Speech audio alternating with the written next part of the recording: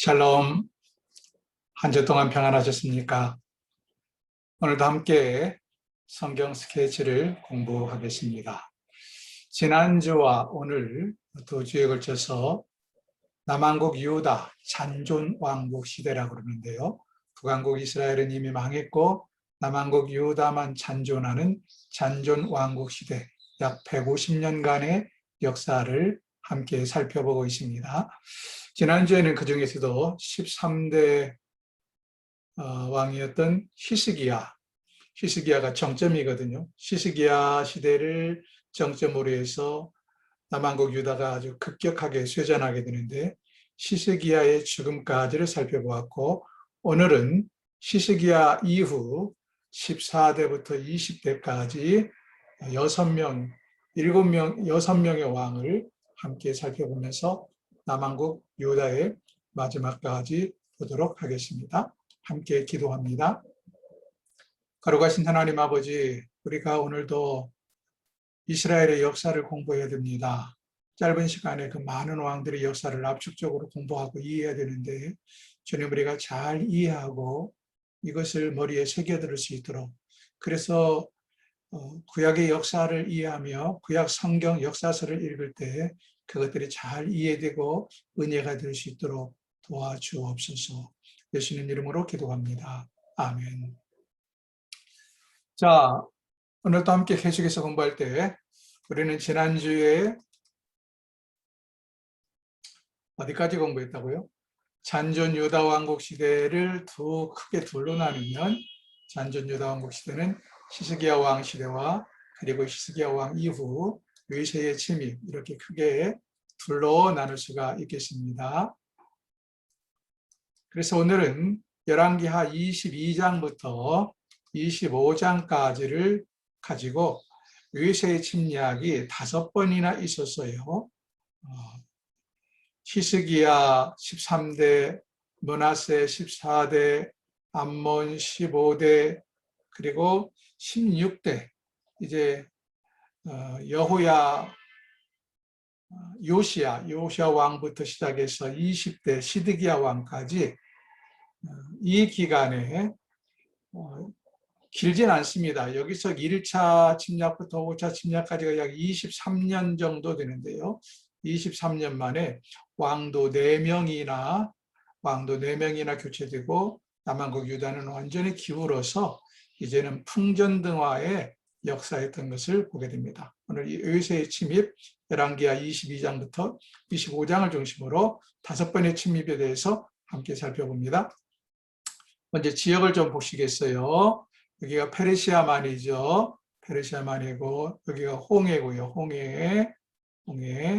그리고 페르시아만에서 유명한 두 강, 유프라데스 강과 티그리스 강. 이게 창세기에도 나오죠.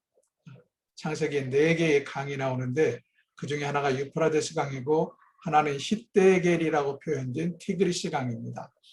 아마 하나님께서 에덴 동산을 여기 유프라데스 강과 티그리스 강 사이 어디 유역에 만들었을 거라 그렇게 추정을 하고 있고요. 여기에 큰 나라가 여기 시내산이 여기 있죠. 시내산. 그다음에 이 지역이 바벨론입니다. 바벨론 제국. 그런데 오늘은 우리가 바벨론 제국부터 살펴보지만 바벨론 제국 이전에 이 지역을 다스렸던 아수르 제국이 여기 있습니다. 아수르 제국의 땅과 바벨론 제국의 땅은 거의 중첩이 됩니다. 근데 아수르 제국이 조금 더 북쪽으로 있고 그 밑으로 바벨론 제국이 있죠. 여기는 이미 지는 태양인 애굽은 아주 오래된 역사를 가지고 있는 애굽의 제국이 그냥 떴다 졌다 하면서 계속해서 있었습니다. 별로 힘을 못 쓰지만 오래된 왕국. 여기 바벨론 제국은 아수르 제국을 물리친 신흥 강대국이 되겠습니다. 이 지는 태양인 애굽과 바벨론 제국이 전쟁을 여러 번 벌이게 됩니다. 그 와중에서 여기 북왕국 이스라엘은 이미 화살표 움직이는 거 보이시죠? 이쪽 북왕국 이스라엘은 이미 망했고 남한국 유다가 이 두 나라의 등 사이에서 마치 고래 싸움에 새우등 터지는 것처럼 얻어 터지고 그러다가 결국은 망하고 맙니다. 자, 때는 바야흐로 히스기야 왕이 죽고 히스기야 왕의 증손자, 히스기야 왕의 증손자인 요시야 왕부터 시작합니다. 히스기야 왕의 아들, 손자 두 사람은 다 아몬과 므낫세는 다 악했어요. 악한 왕으로 성경에 기록이 됩니다. 그런데 증손자 요시야는 히스기야 왕 못지않은 매우 선한 왕이었다. 아니 어쩌면 히스기야 왕보다도 더 선한 왕이었습니다. 왜냐하면 히스기야 때도 사실은 산당을 제거하지 못했거든요. 히스기야 왕도 아주 강력하게 종교개혁을 단행을 했지만 산당까지 제거하지 못했습니다. 그런데 그의 증손자 요시야 왕은 성전을 수리하다가 율법서를 발견하고 율법서의 내용을 함께 읽고는 온 백성들이 가슴을 치며 통곡하고 아주 철저하게 종교 개혁을 단행을 합니다. 그리고는 전국에 흩어졌던 산당마저 아주 확실하게 제거하는 엄청난 종교 개혁을 일으킵니다. 그러나 이미 요시야 왕 때에는 나라가 부근이 기울 만큼 기울어서 그렇게 힘썼음에도 불구하고 나라가 일어나지 못하고 마는데요. 요시야 왕은 이 전쟁에서 전사하고 맙니다. 때는 바벨론과 애굽이 갈그미스에서 전투를 벌이게 되는 것으로부터 시작이 됩니다. 갈그미스라는 지역이 정확하게 여기 정도는 아닌데 대충 그리는 거예요. BC 609년에 1차 전쟁을 벌이게 되는데 이 전쟁을 벌이는 이유가 뭐냐? 애굽이 바벨론 제국이 멸망시킨 아수르 제국의 잔존 세력을 돕기 위해서 발벗고 나선 거예요. 쉽게 말하면 명분은 뭐냐? 바벨론 너희들이 뭔데 무력으로 아수르 제국을 정복하고 침략해 들어오느냐? 그리고 너희들이 뭔데 힘을 앞세워서 이 중동 땅을 다 지배하려고 그러느냐? 명분은 그랬습니다. 그래서 출전을 해요. 이 바벨론 제국과 전투를 벌이기 위해서. 그래서 갈그미스라는 곳에서 전투를 벌이는데 이때 바벨론 제국의 왕은 누구냐면 초대 왕 나보폴리스입니다. 나보폴리살. 이 나보폴리살은 처음으로 바벨론 제국을 세운 왕이었어요. 나보폴리살과 애굽의 왕 바로 느고죠. 바로는 애굽의 왕을 가리킬 때 바로라고 그러죠. 느고와 나보폴리스가 갈그미스에서 전투를 벌이게 되는데 갈그미스에서 전투를 벌이기 전에 애굽이 출전을 해요. 출전을 할 때 이때 남왕국 유다 왕 요시야가 애굽을 가는 길을 막습니다. 어디서? 무깃도라는 곳에서 막아요. 그러면 왜 요시야는 애굽이 바벨론과 전투하러 갈그미스로 향하는데 왜 중간에 나서서 막았을까? 이때 요시야 왕은 친바벨론 정책을 쓰고 있었어요. 그러니까 애굽이 바벨론과 싸우러 가는 것을 그냥 보고 있을 수가 없잖아요. 동맹관계인데 바벨론 제국과 남왕국 유다는 쉽게 말하면 동맹관계인지라. 그래서 바벨론을 상대로 애굽이 싸우러 가는 것에 전쟁에 나설 수밖에 없었다 하는 것이고, 또 하나는 이 애굽 바로 느고 왕의 속셈을 요시야 왕이 알고 있었어요. 느고는 사실은 지금 이 바벨론이 아수르를 물리치고 힘의 공백기가 있어서 지쳐 있었습니다. 이 힘의 공백기를 이용해서 가나안 땅을 점령하고 지배하고자 하는 욕망이 느고에게 있었다. 쉽게 말하면 느고는 갈그미스로 전투를 가면서 여기 팔레스타인 땅, 가나안을 다 지배하려 들었던 것입니다. 왜냐하면 지금은 아수르 제국이 원래 여기를 강력하게 지배하고 침략하고 그랬는데 아수르 제국은 멸망당해서 여기가 좀 힘의 공백기거든요. 이러한 속셈을 요시야 왕이 알고 있었기 때문에 무깃도에서 막습니다. 그러나 애굽과 전투에 상대가 되지 못하지요. 그래서 무깃도에서 요시야 왕은 전사하고 맙니다. 요시야 왕이 사망했다. 요시야 왕이 사망한 뒤로도 애굽은 계속해서 갈그미스 현장으로, 전투 현장으로 올라가요. 그래서 여기서 바벨론 나보폴리살과 1차 전쟁을 하는데 무승부로 끝납니다. 이게 BC 609년이에요. 무승부로 끝나고 애굽에 다시 돌아갑니다. 애굽 군대가 바로 느고가 애굽으로 군사를 이끌고 돌아가던 길에 여기 남한국 유다 땅에 와보니까 그동안에 남한국 유다는 요시야 왕 전이 사망했으니까, 전사했으니까 요시야 왕의 장례를 치르고 또 누군가 왕을 뽑아야만 되잖아요. 그래서 백성들이 요시야 왕의 아들 여호아하스를 대신해서 왕으로 임명을 하고 있었어요. 여호아하스를. 여호아하스가 왕으로 왕위로 서기 위해서 아버지 들을 위해서 3개월을 다스리고 있었습니다. 그러니까 그동안에 올라가서 전투를 벌인 거죠. 3개월 동안에. 바로 느고가 다시 무승부로 끝나고 애굽으로 돌아가던 길에 와보니까 아니 여호아하스라는 젊은이가 왕이 되어 있는 거예요. 바로 느고가 어떻게 했냐면 이 여호아하스를 누구 마음대로 네가 왕이 되느냐 하고는 사로잡아서 애굽으로 끌고 가버립니다. 애굽으로 끌고 가요. 그리고는 여호야김, 원래 이름은 엘리야김입니다. 엘리야김을 이름을 바꿔버려요. 네가 왕 되라. 그리고는 여호야김으로 이름을 바꿔서 꼭두각시 왕으로 세워놓고 여호아하스 왕은 붙잡아갔다. 그런데요, 이 여호아하스나 여호야김이나 다 요시야 왕의 아들들입니다. 여호아하스가 오히려 똑똑했던 것 같아요. 4번째 아들이고 여호야김은 2번째 아들이에요. 4번째 아들이 먼저 왕이 되었다가 3개월 만에 애굽으로 끌려가고 대신 꼭두각시로 여호야김이 왕이 되었다. 그럼 여호야김은 어떻게 할까요? 자기를 왕으로 세워준 애굽에 감사하고 그리고 애굽의 눈치를 볼 수밖에 없죠. 그래서 여호야김은 11년 동안 왕위에 있는데요. 11년 동안 친애굽 정책을 쓰면서 11년 동안 왕위에 있게 됩니다.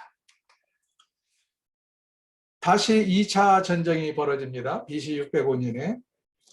이번에는 이제 나보폴리살이 죽고 나보폴리살의 아들 느부갓네살이 바벨론 제국의 왕이 되었어요. 우리가 아는 것처럼 느부갓네살은 매우 강력한 왕입니다. 통치력도 좋았고 전쟁에도 능했던 왕이죠. 느부갓네살이 순수 군대를 이끌고 다시 애국과 무기토에서 2번째 전쟁이 되겠습니다. 전쟁을 벌여서 바벨론이 승리합니다. 바벨론이 승리했다. 이때에는 누구였느냐? 여호야김, 계속해서 왕은 여호야김이었어요. 여호야김이 11년 동안 왕이 있었으니까. 그런데 바벨론이 승리하고는 여호야김에게 그냥 뒀을까요? 애굽의 꼭두각시노를 하는 여호야김을 그냥 하야시키고 붙잡아 가려다가 그를 불쌍히 여겨서 너 내가 임금으로 그냥 둘 테니까 대신 친애굽 정책을 버리고 앞으로 친바벨론 정책을 써라. 우리와 군신관계를 맺어라. 그리고 우리에게 조공을 바쳐라. 이렇게 약조를 하고 여호야김을 그냥 왕으로 살려두었어요. 그리고 이때 붙잡혀간 사람들이 왕은 그냥 두었지만 귀족 집안들이 많이 붙잡혀갔는데 대표적인 사람이 다니엘과 다니엘의 세 친구가 이때 포로로 바벨론으로 끌려갑니다. 여호야김은 울며 겨자 먹기로 이제는 친애굽 정책을 포기하고 친바벨론 정책을 쓸 수밖에 없었어요. 그래서 바벨론에 한 3년 조공을 바칩니다. 한 3년 정도 조공을 바치면서 그냥 군신관계를 유지했습니다. 이때 이제 쓰여진 성경들이 다니엘과 하박국이 되겠고요. 3차 전쟁이 또 벌어집니다. 3차. 이번에는 느부갓네살이 직접 출전하지 아니하고 그 괴뢰 정부들, 이 주변에 바벨론이 정복하고 다스리던 다른 힘이 약한 여러 나라들이 있습니다. 이 주변 국가들을 야 너희들이 가서 애국과 전투해. 그래서 보냅니다. 보내서 3차 전쟁을 하는데 이때 이때는 여호야김이 11년 왕에 있다가 죽었어요. 죽고 그의 아들 여호야긴이 왕이 되어 있었다 하는 것입니다. 여호야킨이 왕이 되어 있었습니다. 3차 전쟁 끝난 다음에 다시 4차 전쟁이 이루어집니다. BC 597년에 애국과 4차 전쟁을 하게 돼요. 이때도 다시 안 되겠다. 주변의 나라들을 보내놓으니까 전쟁이 시원치 않아요. 그래서 직접 또다시 누굽니까? 느부갓네살, 바벨론의 느부갓네살 왕이 직접 진두지휘하고 4차 전투 현장에 참여합니다. 이때 와서 보니까 여호야킨이 이게 말을 안 들어요. 여호야킨이. 그래서 여호야킨을 끌어가는 포로로 붙잡아가 버립니다. 바벨론 제국으로 포로로 붙잡아가요. 그리고는 시드기야, 그의 아저씨 숙부뻘 되는 삼촌인 시드기야를 왕으로 꼭두가시로 세웁니다. 여호야킨을 붙잡아가고. 그리고 여호야킨만 붙잡아간 것이 아니라 이때 에스겔도 함께 포로로 붙잡혀갑니다. 뿐만 아니라 이때 여호야킨을 포로로 붙잡아가면서 느부갓네살은 성전에 있는 많은 금은 부화들을 다 벗겨가지고 가져가 버립니다. 사실은 이때 별로 가져갈 성전 금은 부화가 없었어요. 이미 앞에서 다 빼앗아 갔기 때문에. 그래서 이번에는 남아있는 동, 철 이런 모든 것을 완전히 다 압수해서 가져가 버렸다. 여호야킨 왕도 포로로 붙잡혀가고 맙니다. 이걸로 끝이 아니에요. 시드기야를 이제 꼭두각시 왕으로 세웠습니다. 그래서 시드기야는 바벨론의 눈치를 보면서 바벨론과 군신관계를 맺고 조공을 바치고 계속해서 바벨론의 눈치를 보며 11년 동안 통치를 합니다. 11년 동안. 근데 이것이 끝이 아니에요. 마지막 5번째 느부갓네살 왕이 또 침략을 해 들어옵니다. 이것이 BC 586년이에요. 이번에는 시드기야가 11년 동안 조공을 바치면서 가만히 생각하니까 내가 아무리 바벨론 제국의 왕의 도움으로 임금이 되었지만 꼭두각시 노릇하는 것이 은근히 화가 나고 왕으로서의 자존심도 상하고 또 독립을 하고 싶은 열망도 있고 그래서 이 느부갓네살 왕 앞에 고분고분하지 않아요. 그러자 느부갓네살이 이거 안 되겠다. 군신 관계가 뭐고 완전히 함락을 시켜버리고 점령을 해버려야지. 결심을 하고 5차 침략을 합니다.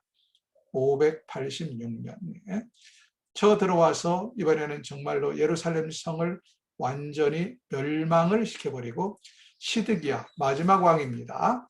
20대 왕 남한국 유다의 20대 왕 시드기야를 포로로 붙잡아가 버립니다. 근데 그냥 붙잡아가는 것이 아니라 그 두 눈을 뽑아버려요. 두 눈을 뽑아버리고 포로로 붙잡아가고 그의 아들들, 딸들은 다 잡아 죽이고 수많은 귀족들을 죽이거나 또는 포로로 붙잡아 갑니다. 그래서 예루살렘 성은 BC 586년에 망하고 이때부터 바벨론 유수에서 포로 시대가 이제 BC 586년부터 시작돼서 포로 시대가 열립니다. 완전히 남한국 유다는 멸망을 합니다. 포로 시대가 약 70년 동안 계속되는 암흑기 시대가 이루어지게 됩니다. 자, 이게 사실 간단한 것 같지만 여러분 매우 복잡한 역사를 간단하게 정리해 보세요.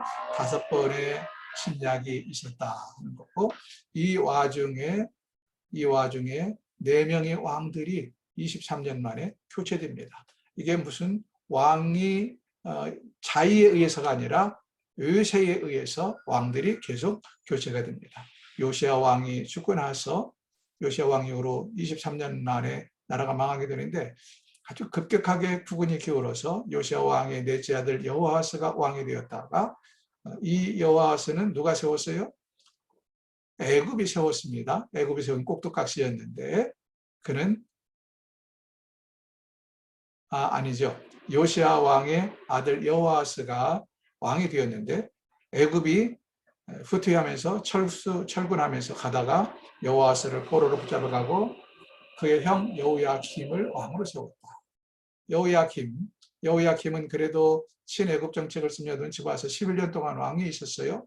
그러나 여호야킴 역시 바벨론에 의해서 눈칫밥을 먹다가 여호야킴은 그래도 11년 왕이 통치하고 죽었는데 그 아들 여호야긴이 왕이 되었을 때 여호야긴은 3달 만에 다시 바벨론에 의해서 어떻게 해요? 끌려가고 시드기야가 왕이 되었다. 마지막 왕. 시드기야는 여호야긴의 숙부라고 그랬습니다. 그리고 시드기야 역시 11년 만에 바벨론에 눈치를 보다가 바벨론의 말을 듣지 않아서 다시 포로로 눈이 뽑히고 끌려가서 예루살렘에 완전히 멸망당했다. 자, 4명의 왕 중에요. 요시야 이후로 4명의 왕 중에 이 시드기야는 그러니까 4명의 왕 중에 여호아스, 여호야김, 시드기야 이 3명이 요시야의 아들들입니다. 요시야의 아들들.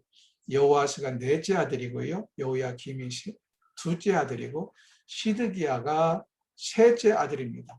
아마 첫째 아들이 죽었는지 무능했는지 아무튼 여호아스 4째 아들이 먼저 왕이 되었고 그 다음에 여호야김 2째 아들이 왕이었고 시드기야 3째 아들이 왕이었다. 단지 여호야김만 여호야김의 아들이 되겠습니다. 여러분 우리나라도 조선 말렵이 되면 복잡하거든요. 외세의 침략 안에서 고종 그 다음에 순종 사실 순종으로 끝난 것 같아도 그게 우리가 무슨 영친왕, 의친왕 등등 호칭을 부르면서 잘 알지도 못하는 이 실권도 없는 그냥 명예직의 왕들이 있었던 것처럼 이스라엘의 역사도 이렇게 사실 이 후반부에는 왕들도 많이 바뀌고 국가의 운명이 다른 나라에 의해서 외세에 의해서 좌우되고 했지만 예루살렘이 멸망하고 시드기야로 딱 끝난 건 아닙니다. 그 이후 역사도 조금 남았는데 그 다음에 다시 살펴보기로 하겠습니다. 이렇게 해서 BC 586년에 남한국 유다도 완전히 망하고 말았다. 비극의 역사입니다. 이제 성경을 좀 읽어가면서 필요한 부분만 읽어가면서 설명을 드리겠습니다. 22장 23장 보면 요시야가 22장부터 보면 요시야가 그냥 나라가 기우는 걸 안타깝게 여겨서 목숨을 걸고 종교개혁을 단행했다. 그래서 성전을 청소시키고 22장 보면 성전을 청소하다 율법책을 발견을 하고 율법책을 낭독하게 하다가 그 율법책의 말씀에 자신들이 멀어진 걸 보고 죄를 뒤집어쓰고 통회하고 회개하고 대대적으로 종교개혁을 단행합니다. 그래서 23장에 가면은 이 모든 이방 예배를 없애고 심지어는 아까 말씀드린 것처럼 산당마저 과감하게 제거해버렸다 하는 이야기. 그러나 요시야가 이처럼 철저하게 종교개혁을 단행했지만 워낙 국군이 기울어서 이제 요시야는 거기도 전투에서 죽고 말았다 하는 이야기. 자, 성경을 좀 볼까요? 열왕기하 23장을 한번 펼쳐보시겠습니까? 열왕기하 23장 28절부터 28절 열왕기하 23장 28절입니다. 요시야의 남은 사적과 행한 모든 일은 유다 왕 역대 지략에 기록되지 아니하였느냐. 요시야 당시에 애굽의 왕 바로 느고가 아수르 왕을 치고자 하여라고 번역이 됐는데 사실은 그게 아니고 원문에는 아수르 왕에게 나아가고자 하여 무슨 말이냐면 이미 바벨론 제국 신흥 강대국 바벨론 제국에 의해서 멸망당한 아수르를 돕기 위하여 그 뜻입니다. 돕기 위하여 유브라등으로 올라가므로 요시야 왕이 맞서 나갔더니 애굽 왕이 요시야를 무기토에서 만났을 때 죽인지라라고 되어 있죠. 이래서 전사했습니다. 30절 남한국 유다의 신복들이 요시야 왕의 신복들이 그의 시체 요시야 왕의 시체를 병거에 싣고 무기토에서 예루살렘으로 돌아와서 그의 무덤에 요시야의 무덤에 장사하고 백성들이 요시야의 아들 넷째 아들 여호아스를 데려다가 그에게 기름을 붓고 그의 아버지를 대신하여 왕으로 삼았다. 그래서 17대 왕 여호아스가 왕이 되었습니다. 31절 여호아스가 왕이 될 때 나이가 23세였습니다. 그래서 석 달간 나라를 다스렸다. 이 석 달간 나라를 다스릴 동안에 애굽과 이 바벨론이 갈그미시에서 전투를 하고 있었어요. 그리고 무승부로 끝나고 애굽이 3개월 후에 돌아가던 길에 남한국 유다를 들려보니 누가? 여호아스가 자기 마음대로 왕이 되어 있더라. 그래서 그를 붙잡아갔다 하는 이야기. 자, 34절. 바로 느고가 요시아의 아들 엘리야김을 그의 아버지 요시야를 대신하여 왕으로 삼고 그의 이름을 고쳐 여호야김이라 하고, 여호야김. 그리고 여호아스는 애굽으로 잡아갔다. 그래서 여호아스는 끝내 애굽에서 죽고 말았다 하는 이야기가 기록이 되어 있죠. 35절. 자, 여호야김은 애굽의 꼭두각시로 왕이 되었습니다. 그래서 친애굽 정책을 쓰며 애굽에 이제 공물을 바쳐야 됩니다. 공물을 바쳐야 되는데 없어요. 그래서 어떻게 하는가? 35절. 돈이 없으니까 여호야김이 은과 금을 바로에게 주니라. 그가 바로 느고의 명령대로 그에게 그 돈을 주기 위하여 어떻게 합니까? 나라에 부과하되 백성들 각 사람의 힘대로 액수를 정하고 은, 금을 징수했다. 자, 바로 느고가 많은 보상금을 요구하기 때문에 이 보상금을 줄 돈이 없어서 백성들에게 중과세를 먹였다. 그러니 나라가 얼마나 지금 말이 아니죠. 돈은 밑바닥에 내서 백성들에게 강제로 세금을 먹여서 그 세금을 걷어서 애굽에다가 공물을 바쳐야 되는, 보상금을 바쳐야 되는 일이 벌어집니다. 아무튼 여호야김이 이렇게 해서 왕이 되었습니다. 36절 보면 18대 왕이죠. 여호야김이 왕에 나갈 때 25세라. 자, 31절 여호아스가 왕에 나갈 때 23세였는데 3개월 후에 여호야김이 왕에 나갈 때는 몇 살이에요? 25세. 그래서 여호야김이 형이었다 하는 걸 알 수 있습니다. 그는 11년 동안 나라를 다스렸어요. 그 다음 쭉 내려가서 24장 보면 그가 11년을 다스리고 죽습니다. 그래서 24장 6절 여호야김이 그의 조상들에게 함께 잠에 그의 아들 여호야긴이 대신하여 왕이 되었다. 여호야긴이 18절 24장 8절 그래서 19대 왕으로 여호야긴이 왕이 되어서 18세의 왕이 되어서 석 달간 나라를 다스렸다. 석 달간 나라를 다스렸는데 9절 보면 여호와께서 보시기에 악한 왕이었다. 그렇게 되어 있고요. 10절 보면 그때 바벨론 왕 느부갓네살이 다시 어떻게 해요? 신복들이 예루살렘에 올라와서 그 성을 에워싸니라. 다시 전투가 벌어집니다. 이 3차 여기 화면 보시면 3차 전쟁이 되겠습니다. 3차 전쟁. 그리고 그 이후에 또다시 4차 전쟁이 벌어져요. 14절 보면 14절 그가 또 예루살렘 모든 백성과 모든 지도자 모든 용사와 만명과 모든 장인과 대장장이를 사로잡아가고 이게 4차 전쟁입니다. 4차. 그리고는 15절 보면 여호야긴을 어떻게 해요? 바벨론으로 사로잡아갔다. 여기 여호야긴을 4차 전쟁에서 바벨론으로 끌어갔습니다. 누가? 느부갓네살 왕이. 그리고 왕의 어머니와 왕의 내시들 아내들과 내시들과 나라의 권세 있는 자도 다 끌려갔어요. 이때 7,000명이나 용사 7,000명이나 끌어갔다. 그리고 대신 왕을 끌고 가면서 17절 보면 여호야긴의 숙부 마따니아를 이름을 시드기야로 고쳐서 왕으로 삼았다. 여기 시드기야 숙부입니다. 여호야긴의 숙부 시드기야는 누구라고 그랬어요? 요시야 왕의 세 번째 아들이 되겠습니다. 자기들 마음대로 원래 이름이 뭐예요? 마따니아인데 여기 여호야김도 원래 이름이 뭐예요? 엘리야김인데 애굽이 야, 너 인마 이름 여호야김으로 바꿔 하고는 자기들 꼭두각시 세워놓고 이름도 바꿨어요. 여기도 시드기야도 원래 이름이 뭐예요? 마따니아인데 이름을 시드기야로 고쳐버립니다. 누가? 느부갓네살 왕이 야 시드기야 너 시드기야 해 하고는 꼭두각시 왕을 세웠다. 이때 7,000명이나 끌려갔는데요. 7,000명만 간 것이 아니라 대장장이 1,000명도 가고 용사 7,000명이 끌려갔어요. 그리고 이때 에스겔을 비롯한 많은 귀족들과 선지자들도 끌려갔다 하는 이야기까지 했습니다.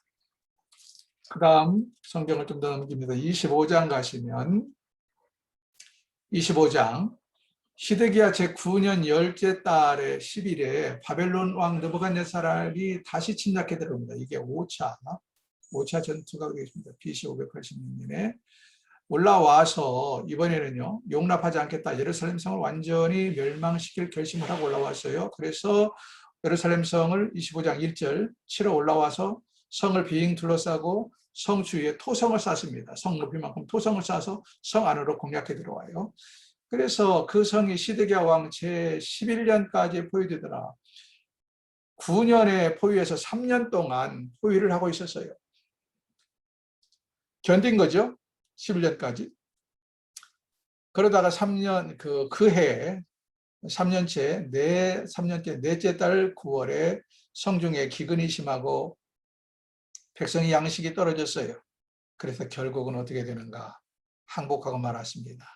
그래서 6절, 그들이 왕을 사로잡아 시드기야죠. 시드기야를 사로잡아 림나에 있는 바벨론 왕에게로 끌고 가매 이 시드기야가 신문을 당합니다. 바벨론 왕에게. 네가 왜 감히 내 말을 듣지 않고 제대로 주공을 바치지 않고 바랑에 신문을 당해요. 신문 당하는 것 끝이 아니라 7절 보면 시드기야의 아들의 눈앞에서 시드기야의 아들들을 왕자들이죠. 왕자들을 시드기야의 눈앞에서 죽여버렸다. 죽이고 시드기야의 두 눈을 빼버리고 그리고 사슬로 묶어서 바벨론으로 끌고 갔다. 일국의 왕이 자기가 보는 앞에서 모든 아들들이 다 죽임을 당하고 그는 눈이 뽑히고 그리고 쇠사슬에 묶여서 질질질질 바벨론 제국으로 끌려갔다 하는 이야기. 이걸로 끝이 아닙니다. 완전히 성전 자체를, 예루살렘 성전을 완전히 파괴해버려요. 8절 보세요.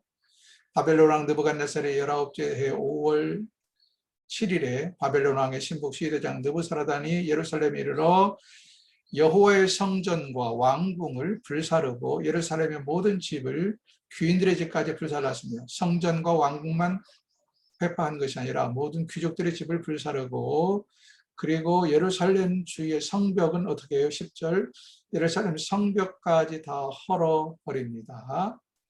그리고 성중에 남아있는 백성과 바벨론 왕에게 항복한 자들과 우리 중에 남은 자는 시대장 느부갓네살이 어떻게 다 붙잡아가고 그 땅에는 비천한 자를 남겨두어 농사를 짓게 만들었다. 이때 그래서 수많은 사람들이 포로로 붙잡혀 가게 됐다. 뿐만 아닙니다. 13절 보면 이들이 어떻게 합니까? 갈대아 사람, 바벨론 사람들, 바벨론 군인들입니다. 여호와의 성전의 두 놋기둥과 받침들과 여호와의 성전의 놋바다를 깨뜨려 그 놋을 바벨론으로 다 가져가고 모든 놋그릇까지 다 싹싹 쓸어 갔다. 이미 금은 보화는 없어요. 다 빼앗기고 이제 남은 것은 결국 놋인데 놋 기둥까지 다 뽑아가지고 가버렸다. 얼마나 철저하게 예루살렘 성벽이 무너지고 성전이 무너지고 그리고 강탈을 당했는지 아무것도 없게 되어버렸다. 그리고 18절 보면 많은 유다 백성들이 포로로 붙잡혀 갔다는 이야기로 끝을 맺습니다. 여러분, 이 모습을 보면서 어떤 생각을 합니까? 참 우리나라 이 시조선 만렵의 그 비극적인 상황을 봅니다. 나라는요, 그때나 지금이나 마찬가지입니다. 국력, 힘이 있어야 됩니다. 지금도 대한민국이 무시할 수 없는 힘을 가지고 있기 때문에 그게 이제 힘이라는 게 경제력, 외교력, 국방력, 무슨 여러 가지 다양한 종합적인 힘이죠. 힘이 있을 때 나라가 큰 소리도 치고 그리고 어디 나가도 대접을 받습니다. 지금 우리나라 사람들이 국력이 나라가 워낙 힘이 있으니까 대한민국 코리아 하면 어디 나가도 모르는 사람이 없어요. 다 인정을 하고 받아줍니다. 여러분, 그런데 이 국력은 어디서 나오는 걸까요? 물론 경제인들이 경제를 잘하고 정치인들이 정치를 잘하고 해야 되지만 궁극적으로는 하나님이 보호해야 됩니다. 하나님이 보호하사 우리나라 만세. 하나님이 보우하사죠. 애국가는 보우하사. 보우한다는 것은 보호와 비슷합니다. 돌보고 살피고 먹이고 보호한다는 뜻입니다. 여러분, 애국가에 있는 것처럼 우리 하나님의 보호가 우리나라에 필요합니다. 그럴수록 우리 크리스찬들이 믿지 않는 사람들은 그런 거 생각하지 않아요. 그냥 경제가 좋고 정치 잘 되면 국방이 튼튼하면 되는 것 아니냐 생각하는데 인류의 역사를 다스리는 하나님이 계시다는 사실을 일어납니다. 나라와 민족을 위하여 하나님의 긍휼하심을 위하여 날마다 기도하며 힘쓰는 우리 신자들이 되어야 되겠습니다.